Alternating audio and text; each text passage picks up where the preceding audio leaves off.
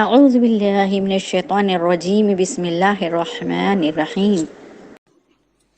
بسم اللہ الرحمن الرحیم۔ رمضان آیا، اکثر لوگ یہ سمجھتے ہیں کہ رمضان کا مہینہ صرف کھانے پینے کا مہینہ، شاپنگ کا، عید کی شاپنگ، افطاری کی شاپنگ، بس بازاروں میں گھومنے کا مہینہ۔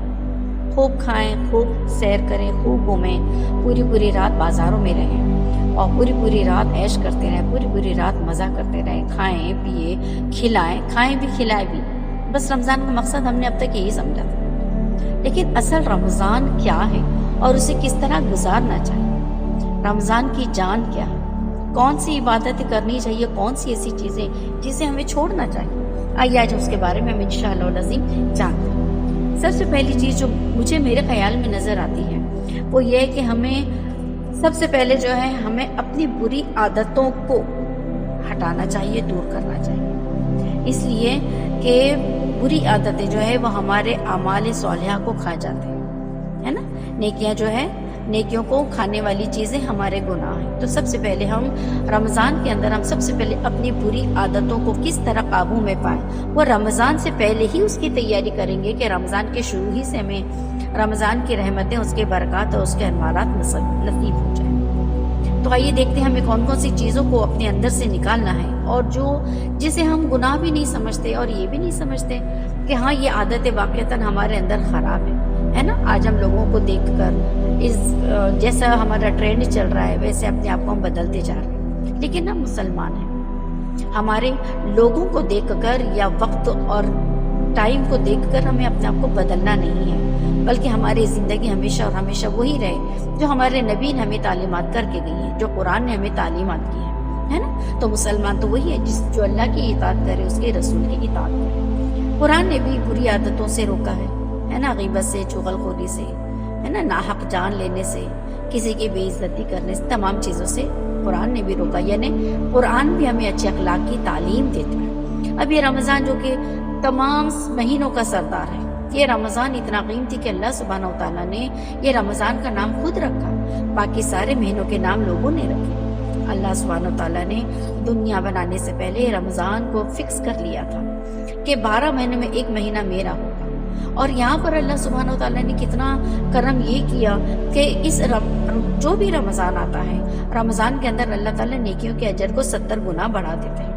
کوئی بندہ نفل عبادت کرتا ہے تو اس کا فرض عبادت میں نام لکھ دیا جاتا ہے یا اس کی عبادت لکھ دی جاتی ہے۔ اگر کوئی بندہ رمضان کے اندر فرض ادا کرتا ہے تو اس کے فرض کو 70 فرضوں کے برابر لکھ دیا جاتا ہے۔ انسان کی ایک چھوٹی سی نیکی، ایک چھوٹی سی کہ راستے سے چلتے اس نے کانٹا ہٹا دیا، اس ایک نیکی کے بدلے اسے 70 نیکی کا 70 گنا اس کو ثواب مل جائے گا۔ تو دیکھو یہ رمضان جو اللہ سبحانہ و تعالیٰ نے اتنا خاص کیا ہے، اتنا مقدس کیا ہے کہ کہ طفیل، ہماری عبادت کے طفیل اللہ سبحانہ و تعالیٰ ہمیں جنت میں نہ جانے کہاں سے کہاں پہنچاتے ہیں۔ جنت بھی تو 100 درجات ہیں، ادنا درجات بھی اور اعلیٰ جنت بھی ہے، اعلیٰ بھی ہے درجہ اس کا، ادنا بھی ہے نا؟ ہمیں ادنا نہیں چاہیے، ہمیں اعلیٰ چاہیے۔ تو اعلیٰ کے لیے ہمارے اعمال بھی ویسے ہونے چاہیے۔ جب ہم اعمال کریں گے تبھی تو امید کر سکتے ہیں، ہے نا؟ اعمال ایک ذریعہ ہے، ورنہ اصل تو اللہ اپنے فضل و کرم ہی سے ہمیں جنت عطا فرمائیں گے، ٹھیک ہے؟ تو انشاءاللہ العظیم کن چیزوں کو چھوڑنا ہے پہلے وہ ہم سیکھتے ہیں، پھر کن چیزوں کو اپنا کے ہم اپنی عادت کو، اپنے اخلاق کو بہتر بنا دیں، کیونکہ سب سے بہترین وہی ہے نا جس کے اخلاق بہتر ہو۔ کل قیامت میں ہماری نمازوں سے پہلے، روزوں سے پہلے ہمارے اخلاق کو تولا جائے گا۔ اگر ہمارے اخلاق بہتر نکل گئے اس کے بعد ہماری دوسری عبادتوں کا نمبر آئے گا۔ تو سوچیے ہماری عبادتوں سے پہلے ہمارے اخلاق کا حساب اگر ہونا ہے تو سب سے پہلے ہمیں کس چیز کی پر محنت کرنے کی ضرورت ہے؟ ہمارے اخلاق کو بہتر بنانے کی، ہے نا؟ تو اخلاق میں 2 چیزیں ہوتی ہیں، ایک تو اچھی عادتیں اور ایک بری عادتیں۔ اچھی عادتیں کیا ہے اسے ہم بعد میں جانیں گے، پہلے بری عادتوں پہ ہم فوکس کرتے ہیں، کیونکہ بری عادتوں کو چھوڑنا بہت زیادہ ڈیفیکلٹ ہوتا ہے، لیکن ناممکن کچھ بھی نہیں۔ اگر انسان دل سے عزم لے لے، ارادہ کر لے اور اللہ سبحانہ و تعالیٰ سے دعا کرے تو یقیناً وہ بری عادت سے چھٹکارا پا سکتا ہے۔ تو آئیے سب سے پہلے ہم آپ صلی اللہ علیہ وسلم کے ارشادات کے ذریعے ہی اپنے اخلاق کو سنواریں گے۔ نبی اکرم صلی اللہ علیہ وسلم نے ایک مرتبہ اپنے خطبے میں تجسس کرنے والوں کے متعلق فرمایا اے لوگوں جو زبان سے ایمان لائے ہو مگر ابھی تمہارے دلوں میں ایمان نہیں اترا ہے، مسلمانوں کے پوشیدہ حالات کی کھوج نہ لگایا کرو، کیونکہ جو شخص مسلمانوں کا عیوب ڈھونڈنے کے در پہ ہوگا اللہ تعالیٰ اس کے عیوب کے در پہ ہو جائے گا، اور اللہ جس کے در پہ ہو جائے اسے اس کے گھر میں رسوا کر کے چھوڑتا ہے۔ یہ ابو داؤد کی روایت ہے۔ دوسری حدیث بھی ملاحظہ فرما لیں، جس نے کسی کا کوئی مخفی عیب دیکھ لیا، یعنی کوئی راز کی بات دیکھ لی اور اس پر پردہ ڈال دیا، تو وہ ایسا ہے جیسے کسی نے ایک زندہ گاڑی ہوئے بچے کو موت سے بچا لیا۔ الجساس، اب یہاں پر دیکھو، ایک اگر تجسس کرنے والوں کے بارے میں مذمت آئی ہے تو نیکی کرنے کے بارے میں ہماری بڑائی بھی آئی ہے، الحمدللہ۔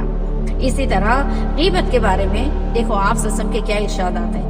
غیبت یہ ہے کہ تو اپنے بھائی کا ذکر اس طرح کرے جو اسے ناگوار ہو۔ عرض کیا گیا کہ اگر میرے بھائی میں وہ بات پائی جاتی ہو جو میں کہہ رہا ہوں تو اس صورت میں آپ کا کیا خیال ہے؟ فرمایا اگر اس میں وہ بات پائی جاتی ہو تو نے اس کی غیبت کی، اور اگر اس میں وہ موجود نہ ہو تو نے اس پر بہتان لگایا۔ یہ مسلم، ابو داؤد، ترمذی، نسائی سب کے اندر یہ روایتیں موجود ہیں۔ ٹھیک، ابھی آخری حدیث سن لیں۔ اگر کوئی شخص کسی مسلمان کی حمایت یعنی طرفداری ایسے موقع پر نہیں کرتا جہاں اس کی تذلیل یعنی اس کی انسلٹ کی جا رہی، اسے بے عزت کیا جا رہا ہو اور اس کی عزت پر حملہ کیا جا رہا ہو، تو اللہ تعالیٰ بھی اس کی حمایت ایسے موقع پر نہیں فرماتا جہاں وہ اللہ کی مدد کا خواہاں ہو۔